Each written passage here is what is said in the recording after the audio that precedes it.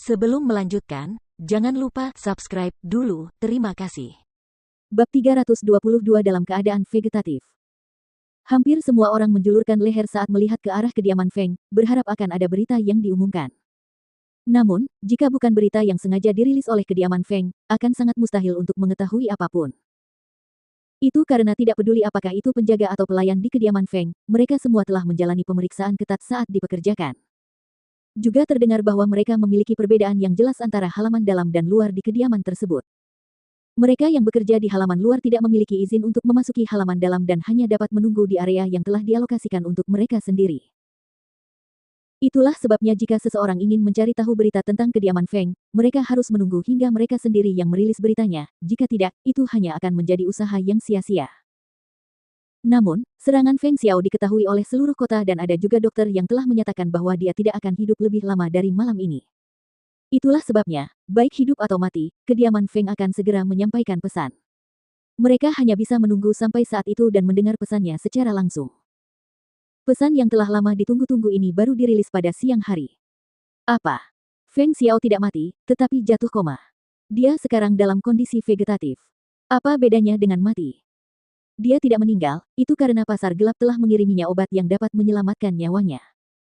Namun racun telah menembus jauh ke dalam organ dalamnya, selain itu, tulang dadanya patah dan kelima organ dalamnya telah rusak sehingga dia mengalami koma.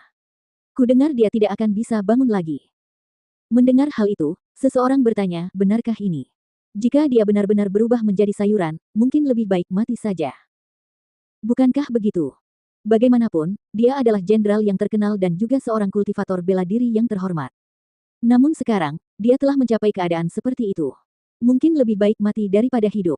Orang lain menghela napas dan menggelengkan kepalanya dengan penyesalan. Kalau Jenderal Feng benar-benar jatuh, maka aku khawatir satu-satunya hasil untuk kediaman Feng adalah. Orang lain tertawa saat mendengar ini dan berkata, apapun yang terjadi pada kediaman Feng, itu tidak ada hubungannya dengan kita.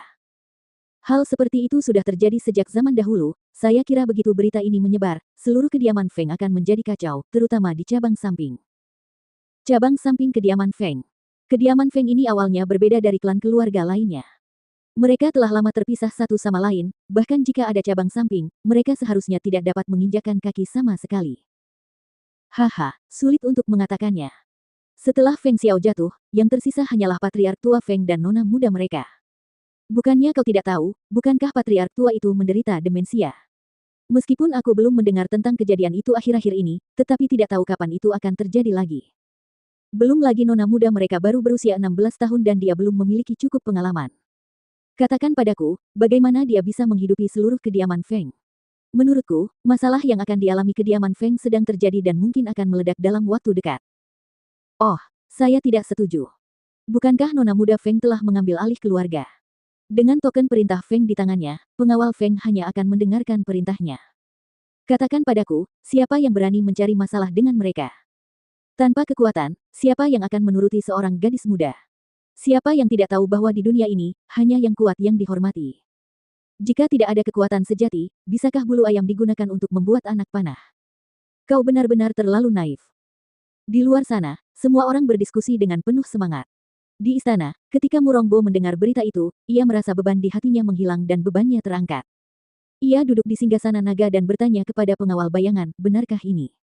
Bahwa Feng Xiao telah berubah menjadi sayur. Berita ini adalah apa yang telah dikumpulkan oleh bawahanmu. Mengenai apakah itu benar atau tidak, itu tidak dapat dipastikan karena kita tidak dapat mendekati kediaman Feng. Penjaga bayangan itu dengan hormat menyelesaikan laporannya.